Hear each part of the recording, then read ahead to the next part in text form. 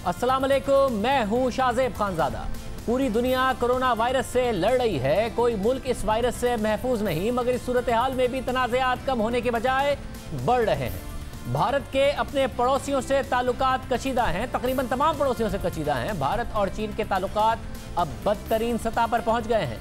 पाकिस्तान और भारत में सिफारती कशीदगी उरूज पर है, जबकि भारत और नेपाल के ताल्लुकात भी खराब हो गए हैं। भारत के बांग्लादेश के साथ भी मामलात अच्छे नहीं हैं। मगर सबसे संगीन तनाज़ा भारत और चीन के दरमियान है, जहां 1975 के बाद यानी 45 साल में पहली दफा सरहद पर लड़ाई में कोई हलाकत हुई है, जिसके बाद कशीदगी उरूज पर है और पूरी दुनिया की नजरें इन दोनों मुमालिक पर लगी हुई हैं, क्योंकि दोनों मुमालिक एटमी हथियारों से लेस हैं। इन दोनों मुमालिक में तकरीबन 2.5 अरब लोग रहते हैं और अगर दोनों मुमालिक जंग की तरफ बढ़ते हैं तो पूरे खित्ते में तबाही फैल जाएगी, दुनिया खतरे में पड़ जाएगी और खित्ते के दीगर मुमालिक भी इसके असरात से महफूज नहीं रहेंगे। सबसे ज्यादा नुकसान खुद भारत को होगा, क्योंकि भारत की मुआशी और जंगी ताकत चीन से कई गुना कम है। भारतीय मईशत 2700 अरब डॉलर्स की है, जबकि चीनी मईशत उससे 5 गुना ज्यादा बड़ी है। 13,600 अरब डॉलर्स की चीनी मईशत है। इसी तरह भारतीय दिफा पर सिर्फ 71 अरब डॉलर्स खर्च करता है, जबकि चीन 4 गुना ज्यादा यानी 261 अरब डॉलर्स करता है। भारतीय मईशत को देखते हुए ये 71 अरब डॉलर्स भी बहुत ज़्यादा हैं, मगर चीन से ये बहुत कम है। इससे पहले चीन और भारत के दरमियान 1975 में लद्दाख ही के इलाके में सरहदी झड़प में 4 भारतीय फौजियों की मौत हुई थी, मगर अब 45 साल के बाद गुज़िश्ता रात चीनी फौज से होने वाले तसादुम में कर्नल समेत 3 भारतीय फौजियों की मौत की खबरें आईं और अब भारतीय मीडिया के मुताबिक हलाक फौजियों की तादाद 20 हो गई है। पहले भारतीय फौजियों की 3 की खबरें मीडिया रिपोर्ट करता रहा, अब 20 भारतीय फौजियों की हलाकत की खबरें आ रही हैं। दोनों मुमालिक एक दूसरे पर सरहद की खिलाफ वर्जी के इल्जाम लगा रहे हैं। भारत ने इल्ज़ाम लगाया है कि पीर की रात चीनी फौजी भारत के सरहदी इलाके में दाखिल हुए, जिसके बाद भारतीय फौजियों से झड़प हुई। अलबत्ता भारतीय मीडिया ये रिपोर्ट कर रहा है कि 3 से 4 चीनी फौजियों की भी मौत हुई है, मगर अब तक बैनुल अक़वामी मीडिया भारतीय फौज ही की हलाकतें बता रहा है। भारत की वज़ारत ख़ारजा ने बयान जारी किया कि 15 जून की शाम और रात को चीन ने भारतीय सरहद में दाखिल होने की कोशिश की। चीन की तरफ से सरहदी मुआहदे की खिलाफ वर्जी की गई, जिसके नतीजे में दोनों तरफ से जानी नुकसान हुआ है। जबकि चीन ने दावा किया है कि भारतीय फौजियों ने सरहद उबूर करके चीनी एहलकारों पर हमला किया। चीन की वज़ारत ख़ारजा के तर्जुमान के मुताबिक भारतीय फौजियों ने पीर को 2 बार सरहद पार की और उन्होंने चीनी फौजियों को इश्तियाल दिलाया, उन पर हमले किए, जिसके नतीजे में दोनों मुमालिक के फौजियों के दरमियान जबरदस्त झड़प हुई। चीन और भारत दोनों का दावा है कि दोनों अतराफ से गोलियां नहीं चली। भारत ने दावा किया है कि चीनी फौजियों ने हाथों और पत्थरों से उनके फौजी मार दिए। इलाके में तैनात एक भारतीय अफसर ने AFP से गुफ्तगू करते हुए दावा किया कि यहाँ फायरिंग बिल्कुल नहीं हुई, किसी किस्म का असलहा इस्तेमाल नहीं किया गया, ये पुरतशद्दुद झड़पें हाथों से हुई।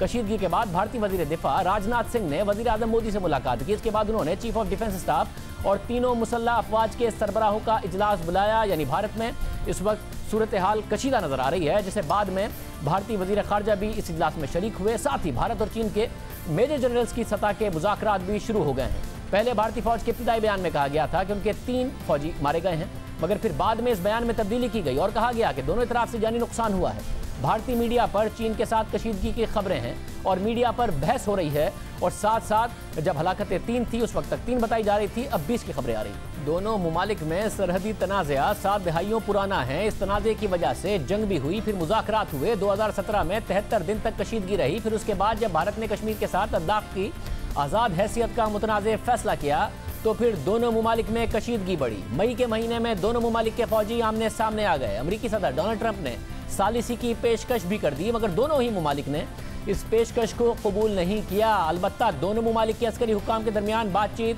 शुरू हुई, जिसके बाद तवक्को अब जाहिर की जा रही है कि कशीदगी कम हो जाएगी, मगर गुज़िश्ता रात भारतीय फौजियों की हलाकत के बाद अब फिर से कशीदगी में इजाफा है और तवक्को कम की जा रही है। भारतीय हुकाम का दावा है कि 6 जून को दोनों मुमालिक के दरमियान कोर कमांडर सतह की मुलाकात में यह तय पाया था कि दोनों इतराफ से फौजी पीछे हटेंगे, मगर चीनी फौजी पीछे नहीं हटे।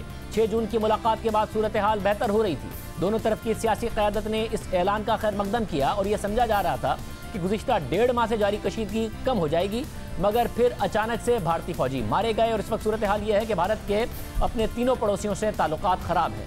पाकिस्तान के साथ सिफारती कशीदगी उरूज पर है। गुज़िश्ता रोज़ पाकिस्तान में 2 भारतीय सिफारतकारों ने एक शहरी को टक्कर मारकर जख्मी कर दिया, जिसके बाद उन्हें गिरफ्तार कर लिया गया। मगर कल ही इन दोनों एहलकारों को छोड़ दिया गया, मगर इस वाक़े के बाद भारत में पाकिस्तानी हाई कमीशन का घेराव किया गया, जबकि भारत मुसलसल लाइन ऑफ कंट्रोल पर सरहदी मुआहदे की खिलाफवर्जी कर रहा है। यह पाकिस्तान का भारत पर मुसलसल इल्ज़ाम है। दोनों ममालिक के दरमियान कशीदगी उरूज पर है। इसके अलावा भारत और नेपाल के ताल्लुकात में भी इस वक्त कशीदगी है। नेपाल में भारत मुखालिफ मुजाहरे हो रहे हैं। नेपाल की पार्लियामेंट ने एक नए नक्शे की मंजूरी दी है, जिसमें बाज़ ऐसे सरहदी इलाकों को नेपाल का हिस्सा करार दिया गया है जिसे भारत अपना इलाका करार देता है। और इस कशीदगी का आगाज़ भी गुज़िश्ता महीने हुआ, जब भारतीय वज़ीर दिफा ने नेपाल की सरहद के करीब एक सड़क का इफ्तिताह किया, जिसके बारे में नेपाल का कहना है कि यह सड़क नेपाल के इलाके से गुजरती है। नेपाल का दावा है कि जिन इलाकों को इंडिया अपना इलाका बता रहा है, नेपाल के पास इन इलाकों की मिल्कियत की दस्तावेजात मौजूद हैं। फिर इसके बाद भारतीय आर्मी चीफ ने बयान दिया कि नेपाल भारत के साथ जमीन का तनाज़ा चीन के इशारे पर पैदा कर रहा है, जिसके बाद दोनों ममालिक के दरमियान मजीद कशीदगी पैदा हो गई। मगर सबसे ज्यादा संगीन सूरत हाल भारत और चीन के दरमियान है। दोनों ममालिक के दरमियान सरहदी तनाज़ा नया नहीं है। दोनों ममालिक के दरमियान कशीदगी 7 दहाइयों पुरानी है। हिमालय के इलाके और लद्दाख पर दोनों ममालिक का दावा है। चीन का कहना है कि यह इलाका उसका है, जबकि भारत इस इलाके की मिल्कियत का दावा करता आया है। 1950 से 1962 तक कई बार इस मुतनाज़े इलाके में भारत और चीन के दरमियान झड़पें होती रहीं, मगर 1962 में दोनों ममालिक के दरमियान बड़ी जंग छिड़ गई। 1300 भारतीय फौजी मारे गए। 1 महीने तक जारी रहने वाली इस जंग में चीन ने भारत के एक बहुत बड़े हिस्से का कंट्रोल भी हासिल कर लिया था, जिसे बाद में भारत को वापस कर दिया, मगर 38,000 किलोमीटर के इलाके पर अपना कब्जा बरकरार रखा। भारत और चीन के दरमियान मुतनाज़े सरहद की लंबाई 2100 मील है, मगर लद्दाख की सरहद पर कशीदगी जंग के बाद भी बरकरार रही। जिस तरह पाकिस्तान और भारत की सरहद को लाइन ऑफ कंट्रोल कहा जाता है, इसी तरह चीन और भारत के दरमियान मुतनाज़े सरहदी इलाके को 1962 की जंग के बाद से लाइन ऑफ एक्चुअल कंट्रोल कहा जाता है, मगर इस सरहद की कोई हैसियत नहीं है। बहरहाल 1962 की जंग के बाद भी दोनों ममालिक के दरमियान झड़पें होती रही, लेकिन कभी भी सूरत हाल इतनी ज़्यादा ख़राब नहीं हुई, सिवाय 1975 में, जब दोनों ममालिक में कशीदगी हुई, जिसमें 4 भारतीय फौजी मारे गए और अब 20 भारतीय फौजी मारे जाने की इतलात आ रही हैं। भारतीय मीडिया इस हवाले से रिपोर्ट कर रहा है। भारत में इजलास हो रहे हैं कि किस तरीके से इस सूरत हाल को ख़राब होने से बचाया जाए। अब हमारे साथ इस वक्त वज़ीर ख़ारजा शाह महमूद कुरैशी साहब मौजूद हैं, उनसे इस हवाले से बात करते हैं। पाकिस्तान इस सूरत हाल को कैसे देख रहा है? शाह साहब बहुत शुक्रिया। शाह साहब, सूरत हाल भारत और चीन के दरमियान कशीदा है, पाकिस्तान इस सारे मामले को कैसे देख रहा है? देखिए, पाकिस्तान तो बगौर इसका जायजा ले रहा है। सूरत हाल दिन ब दिन बिगड़ती जा रही है और इसकी जिम्मेदारी भारत पर आयद होती है। भारत वहां जाके सड़कें ना बनाता, एयर स्ट्रिप्स ना बनाता, उस मुतनाज़ा इलाके में जो कि वो जानते हैं कि डिस्प्यूट है और उस पर चीन का और भारत का आज नहीं बड़े अरसे से चल रहा है। 1962 में जंग हुई थी और भारत ने तजावुज़ किया है। चीन ने पूरी कोशिश की कि जो उनके मैकेनिज्म्स मौजूद हैं, उन मैकेनिज्म्स का सहारा लेते हुए गुफ्तो शनीद से, डायलॉग से मसले को सुलझाया जाए, लेकिन भारत ने अपनी मजीद कुमक भिजाई और अपनी मसल फ्लेक्स करने की कोशिश की। लेकिन आज देख रहे हैं आप कि पहले उनकी वैसे फिजिकल पिटाई की गई और अब तो बात यह है कि अभी जो मुझे इतलात मिल रही है और जो इंडियन मीडिया रिपोर्ट कर रहा है वो ये है कि 20 के करीब उनकी अमवात हो चुकी है भारतीय फौज की, और ये नंबर बढ़ भी सकता है। अब ये तशवीशनाक सूरत हाल है और भारत का रवैया जो है उनके सामने आड़े आ रहा है। लाइन ऑफ कंट्रोल पे मुसलसल फायरिंग करके निहत्ते कश्मीरियों को ये शहीद कर रहे हैं। लाइन ऑफ एक्चुअल कंट्रोल पर इन्होंने चीन के साथ सिंग अड़ा लिए हैं। नेपाल के साथ उनका मसला शुरू हो गया है। बांग्लादेश जो उनका मतलब है बड़े अच्छे मरासिम थे, उनको अपना दीमक से तशबीह देकर बंगाली दीमक कहकर और जो सिटीजन अमेंडमेंट एक्ट से उनको नाला किया है। श्रीलंका के अपने इश्यूज हैं। तो आज मैं नहीं, आज भारत का दानिश्वर कह रहा है कि भारत की फॉरेन पॉलिसी क्या है। तनहा हो गया, सार्क के फोरम को इन्होंने डिसफंक्शनल कर दिया। कोई हमसाया नहीं है जिसके साथ इनके ताल्लुकात अच्छे हों। तो ये नरेंद्र मोदी की हिंदुत्व सरकार का ये उनकी जो कार्रवाई है वो आपके सामने है। इनको मुंह की खानी पड़ेगी। शाह साहब, पिछले दिनों वजीर आजम, इसके अलावा आप भी दुनिया को ये बताते रहे कि बड़ा ख़तरा है कि भारत अपनी जो मुआशी नाकामियां हैं, इसके अलावा जो कश्मीर की सूरत हाल है, अपनी आवाम की तवज्जो हटाने के लिए, बैन अक़वामी बरादरी की तवज्जो हटाने के लिए कोई फास्ट फ्लैग ऑपरेशन कर सकता है, माजी की तरह पाकिस्तान के साथ सूरत हाल ख़राब कर सकता है। अब जब चीन और भारत की सूरत हाल ख़राब हो गई है तो उसका ख़तरा कम हुआ है या उसका ख़तरा बढ़ गया है? शाहजेब, खतरा मौजूद है। मैं बिल्कुल ये आपको बावर कराना चाहता हूँ। हमारी इत्तलात हैं वो डाइवर्जनरी टेक्टिक्स इस्तेमाल करना चाहते हैं। उसकी वजह ये है कि जिस किस्म का स्ट्रिक्ट लॉकडाउन उन्होंने किया बेहंगम किस्म का, अनप्लान्ड, उससे क्या हुआ, मईशत का भी बट्ठा बैठ गया और जो कोरोना वायरस का स्प्रेड है वो भी कंट्रोल नहीं हुआ। इस वक्त आप देखें जो 1 जून की सूरत हाल क्या थी भारत की और आज जो है क्या सूरत हाल है, ये मामला बिगड़ते चले जा रहे हैं और उनको फिर पर फोर्स अपना लॉकडाउन भी खत्म करना पड़ा, इकोनॉमिक लॉस भी हुआ, सस्टेन नहीं कर पाए और इन्फेक्शन भी बढ़ रही है। उसके साथ साथ वो डाइवर्जनरी टेक्टिक्स इस्तेमाल कर रहे हैं। ऑपोजिशन उनसे नाला है, माइनॉरिटीज उनसे नाला है, मुसलमानों के साथ जो सलूक बरता जा रहा है वो आपके सामने है। और अनकरीब मैं OIC की जो फॉरेन मिनिस्टर्स है, कश्मीर कॉन्टैक्ट ग्रुप, उसका इजलास बुला रहा हूँ, उनसे बात करने वाला हूँ कि क्या हो रहा है। और मैंने अक़वाम मुत्तहिदा के सेक्रेटरी जनरल को खतूत लिखे हैं, सिक्योरिटी काउंसिल को लिखा है और आज इंटरनेशनल मीडिया और अब तो भारतीय मीडिया उन पर तनकीद कर रहा है। शाह साहब, साथ में बताइएगा, ज़ाहिर है जब दो ममालिक लड़ते हैं तो भारत की जो जंगी ताकत है वो बहुत ज़्यादा कम है चीन से, तो ज़्यादा नुकसान भारत का होगा। मगर जंगों का नुकसान पड़ोसियों को होता है, जंगों का नुकसान खित्ते को होता है, फिर जंगों का नुकसान हमने तारीख में देखा है कि दुनिया को होता है। तो अगर ये दोनों ममालिक जंग लड़ते हैं तो ज़ाहिर है खित्ते पर, दुनिया पर, पड़ोसियों पर, सब पर इसके असरात होंगे। इस मामले को आप कैसे देख रहे हैं? देखिए, ऑब्वियसली जब आप कॉन्फ्लिक्ट की तरफ जाते हैं तो खित्ता डिस्टेबलाइज होता है। अब इस वक्त देखिए, अक़वाम मुत्तहिदा के सेक्रेटरी जनरल क्या अपील कर रहे हैं, वो कह रहे हैं कि कोविड-19 ने पूरी दुनिया को अपनी लपेट में ले लिया है, ये अनप्रेसिडेंटेड चैलेंजेस है, आप सीज फायर कीजिए, जो कॉन्फ्लिक्ट जोन है उस पे आप अमन।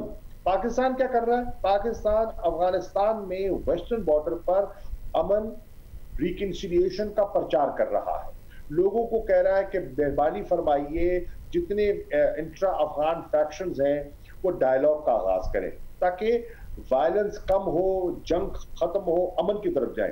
भारत ने क्या किया, भारत ने कोविड-19 के बावजूद कश्मीर में उनका जुल्म बर्पा हो रहा है, कोई उनने लेट अप नहीं किया, कोई उन्होंने रिस्ट्रिक्शंस कम नहीं की, वही तसल्लुत, वही जुल्म, वही बर्बरियत, और फिर चीन के साथ अब नया एक सिलसिला शुरू हो गया है।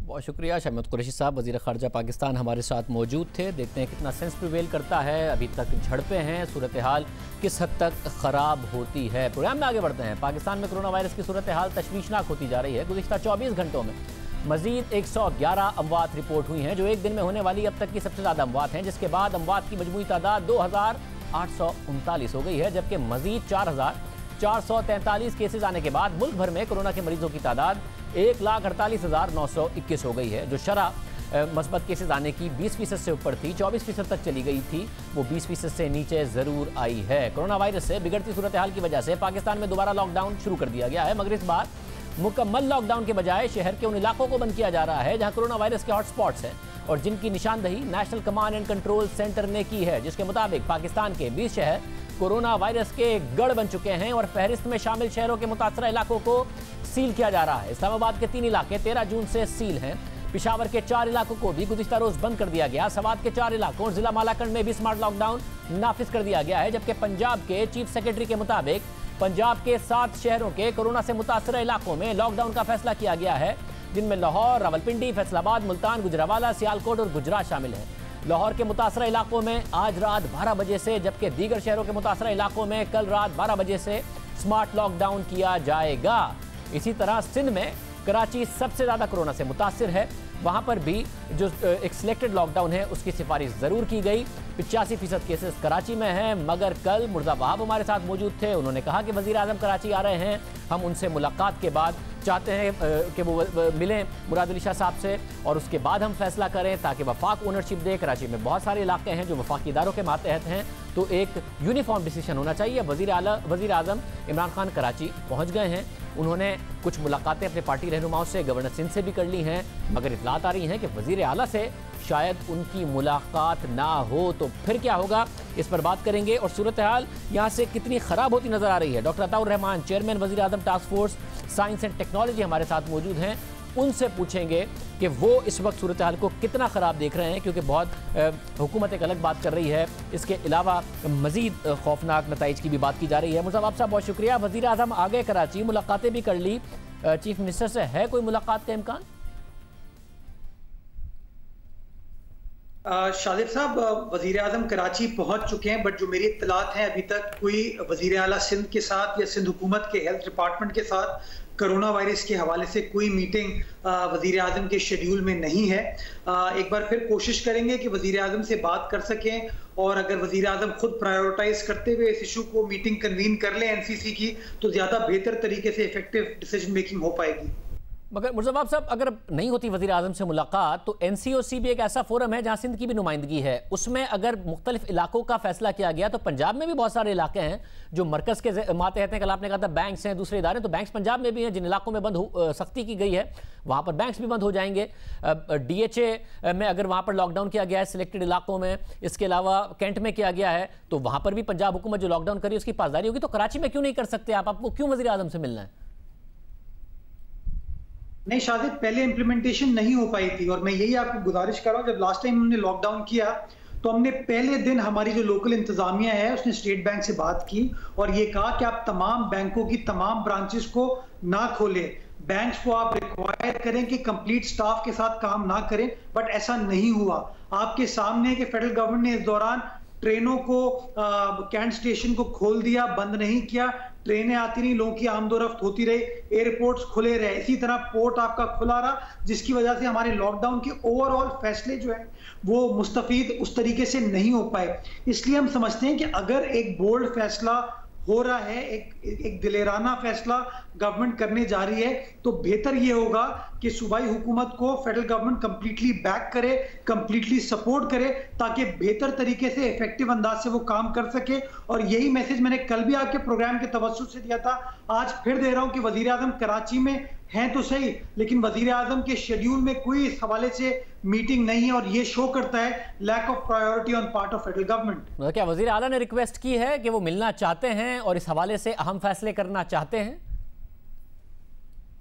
मैं शादिब साहब, अगर इस सिचुएशन में भी वजीर आजम को खटखटाना पड़ेगा, अगर वजीर आजम को एहसास दिलाना पड़ेगा, तो फिर अल्लाह ही खैर करे, इस कौम के साथ फिर होने वाला क्या है। वैसे मगर हमारी हुकूमत के तहरीक इंसाफ के बहुत सीनियर रहनुमा से बात हुई, जो कि वज़ीर आज़म के से मुलाकात जिनकी हुई है, और उनका ये कहना था कि क्या ज़रूरत है मिलने की, अब से कुछ दिन पहले भी मिले हैं, वज़ीर आला NCC में भी उनकी मुलाकात होती है, वज़ीर आज़म का एक अलग इस वक्त दौरा है जिसमें उनकी अहम मुलाकातें हैं, अहम कुछ मामलात हैं, तो क्यों करनी है मीटिंग वज़ीर आला ने? शादिब साहब, इस वक्त मेरे मुताबिक मैं समझता हूँ पाकिस्तान का सबसे बड़ा मसला जो है वो कोरोना वायरस है, और अगर वजीर आजम पाकिस्तान 3.5 माह के कोरोना वायरस की वबा के बाद पहली बार सूबा सिंध तशरीफ ला रहे हैं, तो मैं समझता हूँ वजीर आजम के उस ट्रिप का टॉपिक, उसका महवर जो है कोरोना वायरस के खिलाफ स्ट्रैटेजी होनी चाहिए थी, उनको हेल्थ डिपार्टमेंट से ब्रीफिंग लेनी चाहिए थी, वजीर आला सिंध से मुलाकात करनी चाहिए थी, बट उन्होंने प्रायोरिटी किसको दी कि अपने इत्तेहादियों से मिल लें, अपने MPS से मिल लें, या किसी बिजनेसमैन से मिल लें, या किसी मीडिया पर्सनैलिटी से मिल लें। तो ये शो करता है कि वजीर आजम की आज भी प्रायोरिटी कोरोना वायरस से लड़ना नहीं है, और शायद सिंध की हुकूमत उनके लिए काबिल कबूल नहीं है, हमारी पॉलिसी जो या हमारी जो रिक्वेस्ट है वो उनके लिए काबिल कबूल नहीं है। मतलब ये बताइएगा कि ऐसा लग रहा है कि NCOC ने तो फैसला कर दिया कि मुख्तलिफ शहरों के सिलेक्टेड इलाके बंद कर दें, मगर आप उस NCOC के फैसले के तहत कराची के कुछ सिलेक्टेड इलाकों को नहीं बंद करना चाह रहे हैं, बल्कि पूरे शहर को बंद करना चाह रहे हैं, जिसके लिए आप चाहते हैं कि ट्रेन भी बंद हो, पोर्ट के भी किस तरीके से मामलात हों, और दूसरे जो फेडरल जो एरियाज कंट्रोल होते हैं वो बंद हो, ये आप चाह रहे हैं? शादिब साहब, मैं अगर आप मुझसे पूछें तो मेरी गवर्नमेंट का पर्सपेक्टिव ये है कि जो WHO की रिकमेंडेशन है हमें उसको इम्प्लीमेंट करने की जरूरत है। और वो ये नहीं कहता कि सिलेक्टिव लॉकडाउन होगा या कोई सिक्लूजन वाला लॉकडाउन होगा, वो अक्रॉस द बोर्ड लॉकडाउन की बात करता है। तो मैं समझता हूँ कराची में जो सिचुएशन एक बड़ी अलार्मिंग सिचुएशन है कि सिंध के तकरीबन 85% केसेस कराची शहर में, तो उसके अंदर इफेक्टिव लॉकडाउन के लिए आप किसी एक गली को मोहल्ले को बंद नहीं कर सकते हैं। आपको अपनी स्ट्रैटेजी जो है पूरे शहर के लिए बनानी होगी। और जब आप शहर की बात करेंगे तो नेचुरली अगर ट्रेन आती रहेगी, एयरपोर्ट से फ्लाइट्स आती रहेंगी, पोर्ट हमारा खुला रहेगा, बाकी कारोबार चलता रहेगा, तो मैं समझता हूं वो लॉकडाउन उस तरीके से हो नहीं पाएगा। इसलिए एक नेशनल स्ट्रैटेजी की, नेशनल नैरेटिव की जरूरत है। मतलब आप ये कह रहे हैं कोई सिलेक्टेड स्मार्ट लॉकडाउन नहीं, WHO ने जैसे कहा उसके तहत मुकम्मल लॉकडाउन हो, पूरा शहर बंद हो, कराची या फिर दूसरे शहर बंद हो, वजीर आजम मिलें, बात करें, इंडोर्स करें, पोलिटिसाइज ना करें और पूरा का पूरा लॉकडाउन हो। ये मैं समझ रहा हूँ आप ये कह रहे हैं। मैं समझता हूं कि सिर्फ ये फैसला कराची शहर के लिए नहीं होना चाहिए। लाहौर में भी सिचुएशन गंभीर है, पेशावर में भी गंभीर है, रावलपिंडी में भी गंभीर है। तो इसलिए फेडरल गवर्नमेंट को बजाय इसके कि situation completely out of control हो जाए, फेडरल गवर्नमेंट को प्रोएक्टिव अंदाज से काम करने की जरूरत है। And this is the opportune moment, this is the right time कि ये बोल्ड फैसला, बहादुर फैसला वफाकी हुकूमत करे। तमाम सूबाई हुकूमतें मिलकर काम करेंगी, बट ये नहीं हो सकता कि कोई एक लोकल गवर्नमेंट या कोई एक यूनियन कमेटी आप सील करना शुरू कर दो और बाकी जगहों को आप खोल दें। तो मैं समझता हूं अक्रॉस द बोर्ड फैसले की जरूरत है, और अगर अक्रॉस द बोर्ड फैसले होंगे तो ज्यादा इफेक्टिव अंदाज से हम कोरोना वायरस की वबा को रोक पाएंगे। बहुत शुक्रिया मुर्तज़ा साहब हमारे साथ मौजूद थे। डॉक्टर अताउर रहमान साहब, चेयरमैन वज़ीर आज़म task force science and technology, हमारे साथ मौजूद। डॉक्टर साहब बहुत शुक्रिया। डॉक्टर साहब आपने कंसर्न का पहले भी इजहार किया गया था, अब ये बताइएगा 12 लाख जुलाई के आखिर तक असद उमर साहब ने कहा है और ये सिलेक्टेड लॉकडाउन अब किया जा रहा है, आपके ख्याल में इससे सूरत हाल कंट्रोल हो सकती है या आप कुछ और देख रहे हैं? बात यह है कि इस वक्त एक बहुत एक्सप्लोजिव सिचुएशन है ये, और ये इस वक्त हमें सही अंदाज़ा नहीं है कि कितने % लोग पाकिस्तान के मुब्तला हो चुके हैं इस बीमारी में, क्योंकि हमने रैंडम टेस्टिंग जो है वो ना होने के बराबर की है। सिर्फ टेस्टिंग जो होती रही है वो उन लोगों की होती रही है जो जिनमें सिम्टम्स हैं, और इस वजह से हमें ये अंदाज़ा नहीं है कि कितने % लोग मुब्तला हैं। मेरे ख्याल में अमवात की तादाद काफ़ी ज़्यादा है। जो इस वक्त जो ऐसे अमवात जो हो रही हैं जो लंग इन्फेक्शन की वजह से और जिसमें जो जाहिर है कोविड की वजह से है, वो तो सामने हैं, लेकिन इसमें ये पता चला है जो लेटेस्ट तहकीकात हैं कि बहुत बड़ी तादाद ऐसी अमवात की है जो हार्ट अटैक से, जो कि किडनी फेलियर से, जो कि स्ट्रोक से, क्योंकि ये खून की नालियों के अंदर जो एंडोथेलियल लाइनिंग होती है उसमें इन्फेक्शन पैदा होता है और ये वहाँ पे क्लॉट्स बनते हैं। वो क्लॉट्स मुख्तलिफ जगह पे जाके डैमेज कर सकते हैं और हार्ट अटैक भी हो सकता है। तो वो अमवात जो है वो काउंट नहीं की जा रही, और वो जब तक कि वहाँ भी टेस्टिंग ना की जाए कि वो अमवात भी इसी वजह से हो रही हैं या नहीं, तो जब तक सही फिगर नहीं पता चलेगा।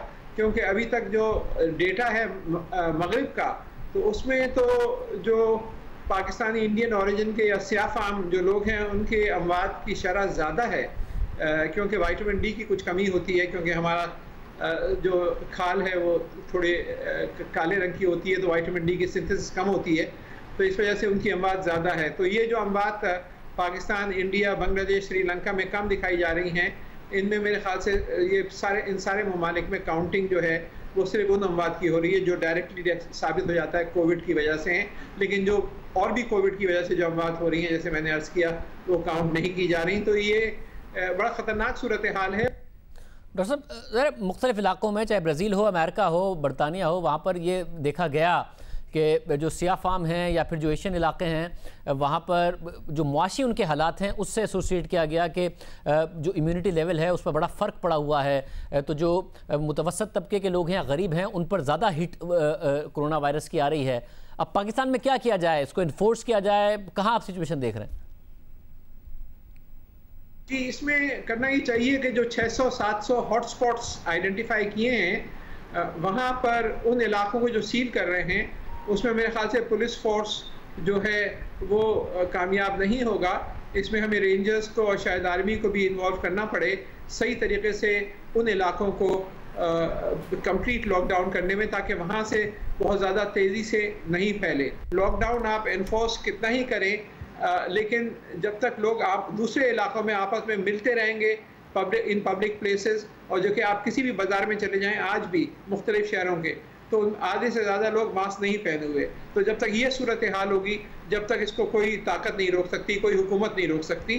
और आपने देखा कि नॉर्वे और स्वीडन में जब आप मुकाबला करें तो स्वीडन में अमवात दुगनी हुई है नॉर्वे के मुकाबले में, और फिर उन्होंने ये समझा है कि हाँ हमने गलती करी। और यही बरतानिया में देखें कितनी अमवात बढ़ गई हैं, हालांकि वहाँ तो शऊर भी मौजूद है, लोग समझते हैं, सोशल डिस्टेंसिंग को भी किसी हद तक पाबंद कर रहे हैं। तो ये जो है अब ये रुकने वाला नहीं है, ये बहुत तेज़ी से बढ़ेगा।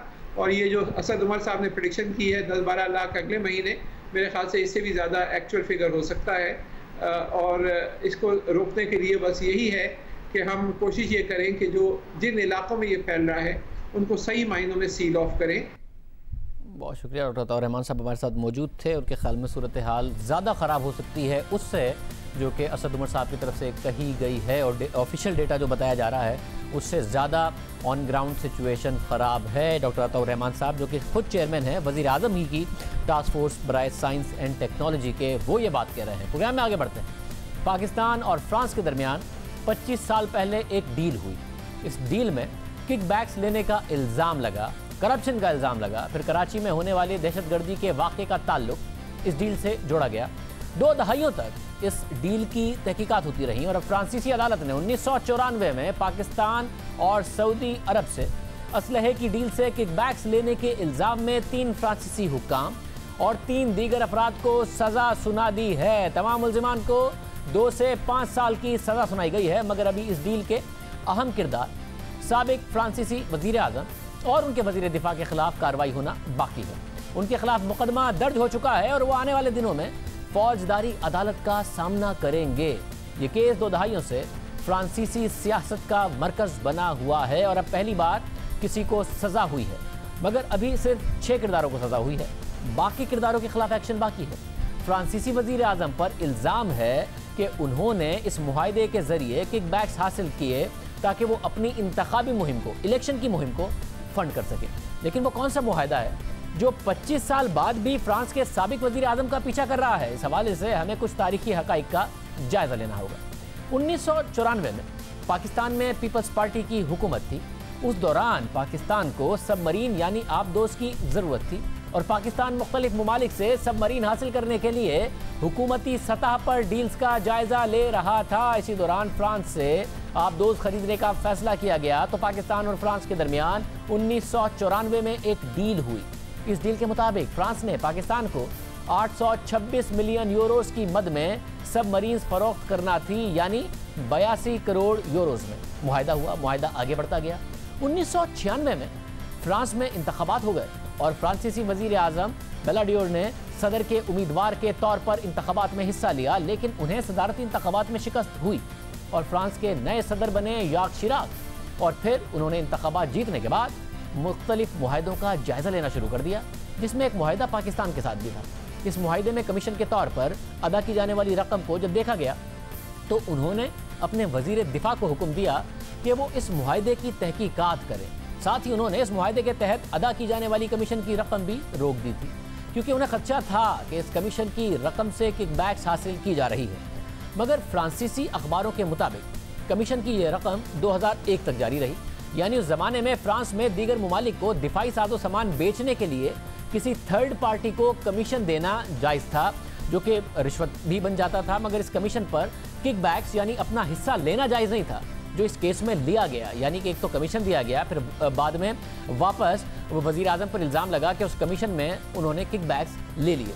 यानी पाकिस्तान में सबमरीन की फ्रांस से ख़रीदारी के लिए रिश्वत दी गई। पाकिस्तान में जिसने ये रिश्वत ली उसमें से एक हिस्सा वापस फ्रांसीसियों को दे दिया गया या फिर थर्ड पार्टी ने दे दिया। इल्ज़ामात की तहकीकात जारी थी कि 2002 में एक ऐसा वाक़या हुआ जिसने इस डील पर मज़ीद सवालात उठा दिए। 2002 में कराची में बस पर खुदकश हमला हुआ, जिसमें 14 अफराद हलाक हुए उस खुदकुश हमले में, और इन 14 अफराद में 11 वो फ्रांसीसी इंजीनियर्स थे जो सबमरीन मुआहदे के लिए पाकिस्तान में काम कर रहे थे। इस हमले की जिम्मेदारी आज तक किसी ने कबूल नहीं की, लेकिन जब यह वाक़या हुआ तो उसका इल्ज़ाम अल-कायदा पर लगा दिया गया। फ्रांस ने भी इस पूरे मामले की तहकीकात का हुक्म दिया। 2008 में फ्रांसीसी तहकीकातकारों ने इस वाक़े को एक नया रुख देते हुए मौक़िफ़ अख्तियार किया कि पाकिस्तान में होने वाले इस हमले का ताल्लुक कमीशन की रकम रोकने से हो सकता है, यानी सबमरीन मुआहदे की वो रकम जो कि फ्रांस से मिलनी थी उसे रोकने से हो सकता है, जो कि 2001 में याक शिराक ने रोक दी थी इलेक्शन जीतने के बाद। और उन्होंने शुबा जाहिर किया कि हो सकता है कि यह हमला कमीशन की रकम रोकने की वजह से बदले के तौर पर किया गया हो। अब यह कमीशन की रकम है क्या और पाकिस्तानी हुकाम पर ऐसे इल्ज़ाम क्यों लगे, इसके पीछे भी एक दिलचस्प कहानी है। इस हवाले से फ्रांसीसी अखबारों में रिपोर्टिंग होती रही कि 90 की दिहाई में फ्रांस की सोफमा नामी कंपनी, जिसका काम फ्रांसीसी असलहे की मुंतकली था, उसे यह पेशकश की गई कि किसी भी डील पर उसे मुआहदे में मौजूद रकम का 6.5% कमीशन के तौर पर दिया जाएगा, जो उस जमाने में गैर कानूनी नहीं था। इस तरह जब 1994 में फ्रांस और पाकिस्तान के दरमियान सबमरीन के फरोख्त का मुआहदा तय पाया, तो इस मुआहदे के तहत सोफमा नामी कंपनी को फ्रांसीसी करेंसी में 338 मिलियन मिलने थे, यानी तकरीबन 33 करोड़ फ्रांसीसी करेंसी, जबकि 2 लेबनानी ताजरों को एक ऑफशोर कंपनी के जरिए 4% कमीशन यानी फ्रांसीसी करेंसी में 216 मिलियन यानी 21 करोड़ मिलने थे, जो उन्हें पाकिस्तान में मौजूद अपने साथियों के साथ शेयर करने थे। मगर मसला ये भी था कि इस कमीशन की एक भारी रकम वापस फ्रांसीसी वजीर आजम बैलाडियोर के पास किकबैक्स के तौर पर जा रही थी, जिसने इस पूरी डील को मुतनाज़ बना दिया। यानी इस डील पर यह इल्ज़ाम लगा कि यह डील फ्रांसीसी और पाकिस्तानी हुकाम की मिलीभगत से हुई, पैसे खाए गए। फ्रांस के साबिक वजीर आजम इस डील के तहत कंपनी और पाकिस्तानी हुकाम को कमीशन की रकम देते और कमीशन की एक खास रकम वो किकबैक्स के तौर पर वापस ले लेते, और सब समझौते के तौर पर होता रहा ताकि पाकिस्तानी हुकाम भी खुश रहें, फ्रांस के वजीर आजम भी किकबैक्स की रकम को अपने सदारती इंतखाबात की मुहिम में लगा सकें। लेकिन जब फ्रांस के नए सदर आए तो उन्होंने ये कमीशन की रकम रोक दी और इस मुआहदे की तहकीकात का ऐलान करवा दिया, और फिर 2001 के बाद कमीशन की रकम रुक गई। और फिर 2002 में कराची में खुदकुश हमला हुआ, जिसमें 11 फ्रांसीसी इंजीनियर्स उस खुदकुश हमले में मारे गए, और इस हमले पर फ्रांसीसी तफ्तीशकारों ने 2008 में फाइंडिंग दी कि यह हमला कमीशन की रकम रोकने की वजह से हो सकता है। अब अहम बात यह है कि 2002 के खुदकुश हमले के बाद जो तहकीकात हुई, इससे मुताल्लिक खबरें आती रहीं कि फ्रांस और पाकिस्तान के दरमियान जो सबमरीन की डील हुई थी, उसमें मुआहदे की कुल मालियत का 10% किकबैक्स पाकिस्तानी हुक्काम को गया। अब फ्रांस में होने वाली तहकीकात का मामला सामने आया है, पाकिस्तान में भी इस केस की तहकीकात हुई थी। जब फ्रांस के साथ सबमरीन का मुआहदा तय पाया तो पाकिस्तान में नेवी के चीफ एडमिरल मंसूर उल हक थे, और फिर 1997 में जब नवाज शरीफ की हुकूमत आई तो मुआहदे से मुताल्लिक किकबैक्स की खबरें सामने आने लगीं, तो एडमिरल मंसूर उल हक से जबरी तौर पर रिटायरमेंट ले ली गई। उन्हें तहकीकात के लिए तलब भी किया गया, लेकिन रिटायरमेंट के बाद मंसूर उल हक अमेरिका चले गए। इस दौरान नवाज शरीफ की हुकूमत का तख्ता उलट गया। परवेज़ मुशर्रफ जो इस वक्त खुद मफरूर हैं, उस ज़माने में उन्होंने एडमिरल मंसूर उल हक के केस को ज़ाती तौर पर देखा, उनकी वतन वापसी के लिए इक़दामात किए। 2001 में मंसूर उल हक को अमेरिका ने सबमरीन डील में कमीशन लेने के इल्ज़ाम में गिरफ्तार किया, उन्हें वापस पाकिस्तान मुंतकिल किया। एडमिरल मंसूर जब मुल्क वापस आए तो उन्हें नैब ने गिरफ्तार किया। इस डील में कमीशन लेने पर उन पर फर्द जुर्म आयद हुई। 2004 में उन्हें 7 साल की कैद की सज़ा सुनाई गई, मगर बाद में उन्होंने नैब के साथ 45 करोड़ रुपए की प्ली बार्गेन कर ली, जिसके बाद उन पर तमाम करप्शन के मुकदमात ख़त्म हो गए। सिर्फ नेवी के चीफ मंसूर उल हक का इस स्कैंडल में नाम नहीं आया, बल्कि आसिफ अली जरदारी पर भी इल्ज़ाम लगा। फ्रांस और पाकिस्तान के दरमियान जब सबमरीन की डील होने वाली थी तो उस वक्त आसिफ अली जरदारी वफाकी वजीर बराए सरमायाकारी थे। आसिफ जरदारी पर इल्ज़ाम था कि उन्होंने भी डील के जरिए किकबैक्स हासिल की। आसिफ जरदारी के खिलाफ कानूनी कार्रवाई हुई, मामला अदालत गया, फिर 2008 में उन्हें इन इल्ज़ामात से बरी किया गया, जिसके बाद 2010 में नेवी इंटेलिजेंस के साबिक डायरेक्टर जनरल शाहिद अशरफ के इंटरव्यू ने भी इस मामले पर एक नया तनाज़ा खड़ा किया। 2010 में शाहिद अशरफ ने बयान दिया कि आसिफ जरदारी और बेनज़ीर भुट्टो सबमरीन की डील में मुलविस नहीं थे। उन पर दबाव डाला गया कि वो उनका नाम लें, लेकिन उन्होंने उनका नाम नहीं लिया। शाहिद अशरफ का मजीद कहना था कि उन्हें यह मालूमात मिली कि बाज़ नेवी के अफसरान ने इस डील में किकबैक्स ली हैं, लेकिन जब उन्होंने आला हुकाम को इसकी खबर दी तो उनकी बात को ज़्यादा अहमियत नहीं दी गई और मामला रफा दफा कर दिया गया। यानी 25 साल गुजर गए। डील में करप्शन किसने की, मास्टरमाइंड कौन था, 2002 में धमाका किसने किया, क्यों किया, पाकिस्तान में ये पूरा मामला दब चुका है, लेकिन फ्रांस में उसकी तहकीकात अब तक हो रही हैं। कुछ किरदारों को अब जाके सज़ा भी हो गई है। फ्रांसीसी वज़ीर आज़म पर सज़ा की तलवार लटक रही है, कार्रवाई होना बाकी है साबिक वज़ीर आज़म पर, मगर पाकिस्तान में मुकम्मल खामोशी है। प्रोग्राम में ब्रेक शामिल करते हैं, मज़ीद बात करेंगे।